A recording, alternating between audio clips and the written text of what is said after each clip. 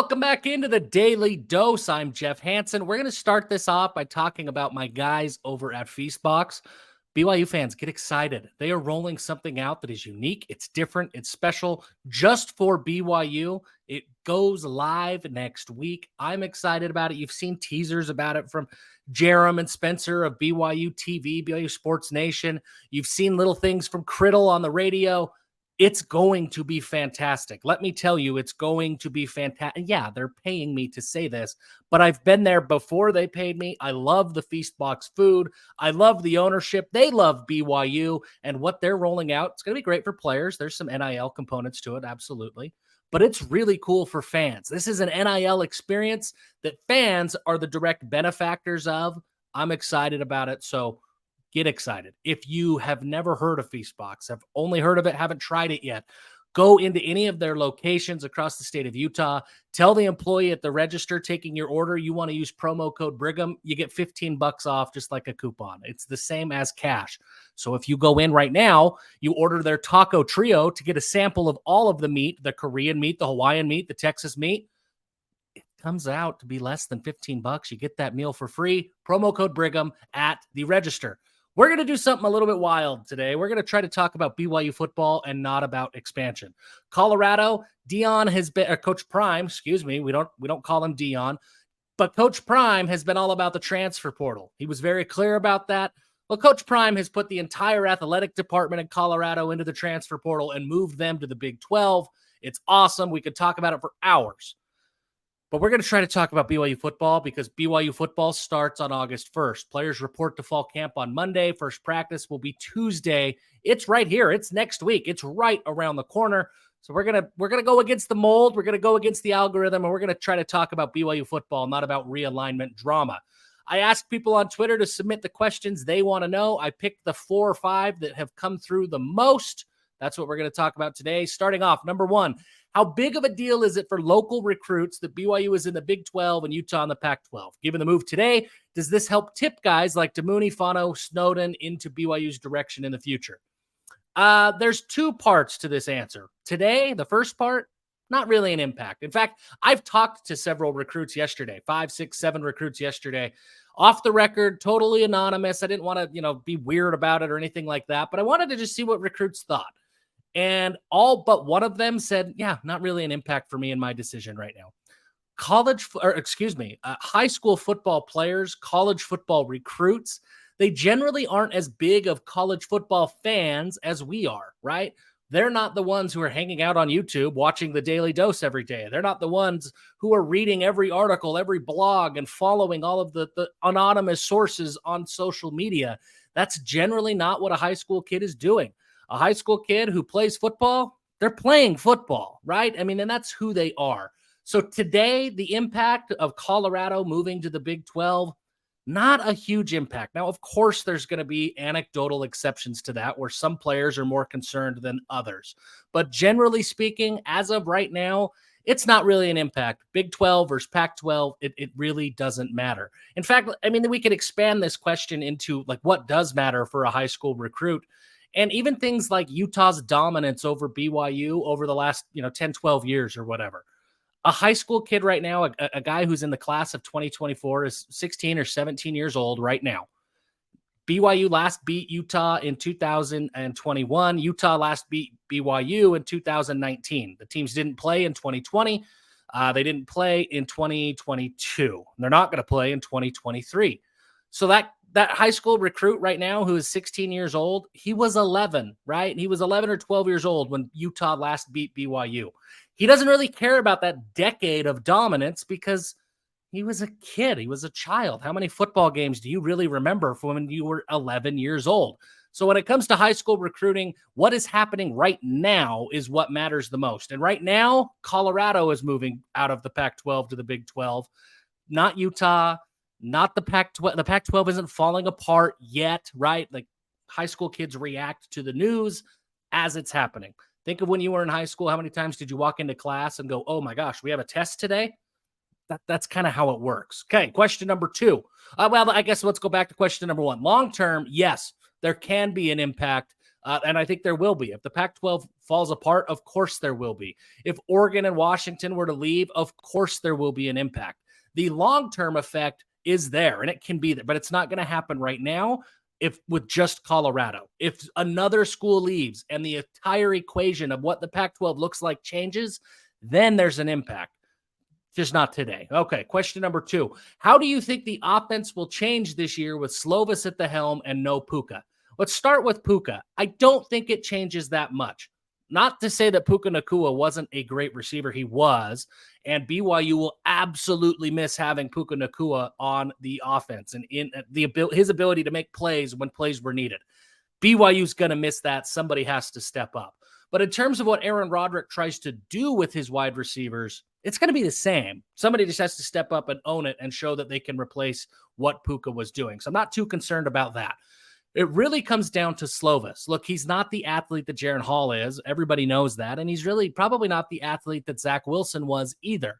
But he is a better athlete than most people give him credit for. He's not going to be a guy who's extending plays in the backfield, but he might get, he can pull on a read option and pick up a first down every now and then. So that's still going to be a factor. That's still going to be something that is part of Aaron Roderick's arsenal and play calling sheet. That's still going to be there. I think the biggest change with Slovis, BYU will push the ball down the field a lot more how they did with Zach Wilson. Zach Wilson was chucking the ball 20 yards down the field seemingly every drive. Jaron Hall wasn't doing it quite that frequently, so that might get back to that. But the biggest change is going to be a heavier dose of Aiden Robbins. It's going to be a heavier dose of Deion Smith. And there's going to be a lot more implementation of the screen game. How do you make up that quick that running back game, that quick, that designed quarterback run game that Jaron Hall was so good at? Well, screens, quick passes, short passes behind the line of scrimmage. That's one way to kind of circumvent that. And that's a staple in the air raid offense, right? Mike Leach's offense weren't handing the ball off 30 times a game, but they were running 30 screens a game. I think you see a lot more screens with Kedon Slovis than you do quarterback runs. But aside from that, it's going to look a lot like an Aaron Roderick offense looks like, because that's what Kedon Slovis signed up for and wants to play, and that's who Aaron Roderick is. Okay, number 3, BYU has never had an issue recruiting linebackers, but struggles to find great edge rushers. With that being said, would they be better off at putting Siale Acera at edge? That's a great question. I think the answer is no. And I think the answer is no, but not because Siale Acera couldn't do it. Siale Acera, frankly, I think he could probably bulk up and play defensive tackle one day. I mean, he's got a big frame. He's got a big body. I don't know that he's built to play that Tyler Batty role at 6'3", 250 in the way that he's built. I think he's more of an inside guy if he is going to grow. But I get it. Like, could he come off the edge? Yeah, I think he could. I think the answer is no, because this isn't Elisa Tuiaki's defensive scheme anymore, where the idea is if there's no pass rush off of the defensive end and off of the edge, then there's no pass rush. Jay Hill's going to use Siale Acera to get after the quarterback. He might do it from the Mike linebacker spot. He might do it from the Will linebacker spot on the outside. He might even line up with his hand in the dirt sometimes, but he's going to get after the quarterback. That's going to be something that he's asked to do regularly. So I think we have to see what Jay Hill's scheme looks like before we can say this player is a better fit at this position or that position. But I think the intent of this question is, hey, shouldn't we use Siale Acera to get after the quarterback more? Yeah, I think we should. I think BYU absolutely should. And I think that they will.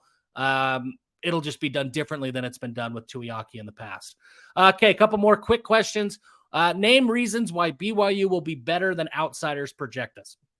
The offensive line is the reason. The offensive line is going to be a strength of this unit once again. It's different. They've got to find their chemistry. They've got to find that starting five, figure out what the right equation is. But the offensive line has a ton of talent. They're going to be a strength.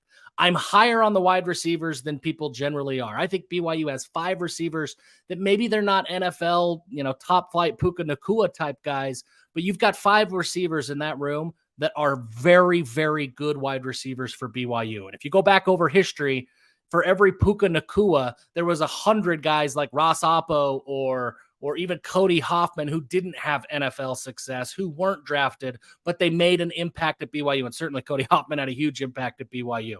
That's how BYU's always buttered their bread. They don't have to rely on first-round talent at wide receiver because the offensive scheme that Aaron Roderick runs depends on quickness and getting open and quarterbacks making the right play. I think BYU has a ton. I think they have 5 really good wide receivers who can do that in Chase Roberts, Cody Epps, Keanu Hill, Darius Lassiter, and Keelan Marion. So I love the BYU passing game. And then factor in tight ends, Jackson Bowers, Isaac Rex, Anthony Olson's a stud. I love the BYU passing game. So between the offensive line, between Slovis's ability to just deliver an accurate ball, and between the wide receivers, I like it. And I think the defense plays better simply because Jay Hill is there. Without any other changes, any other scheme, any other talent added to the roster, Jay Hill is there. It will be better. Even if nothing else changes, it may not go from awful to great, but it would go from awful to fine. At minimum, BYU is getting fine defense, and the metrics don't show that, but Jay Hill will bring that to the table. And the last question, what are some reasons that we may struggle? That's a great question as well. How long does it take to find that chemistry? I don't love BYU's depth at quarterback. I like Jake Retzloff and I like Ryder Burton a lot, but I like them in the future. I don't like them in 2023. If Keaton Slovis goes down, the entire outlook on this season changes in a big way in a hurry. I don't love the depth at defensive line. I kind of wish BYU would have added more defensive tackles. I like David Latu a lot. I like Jackson Cravens. I think John Nelson and Caden Haas can step up. But really, you need 4 defensive tackles to run this scheme just because you need 4 defensive tackles. It's a tough position. You're going to rotate guys in and out. BYU has 5 guys. If you throw in Nisa Mahe into that mix, they have 5 guys that I feel good about at defensive tackle. I wish they had 8.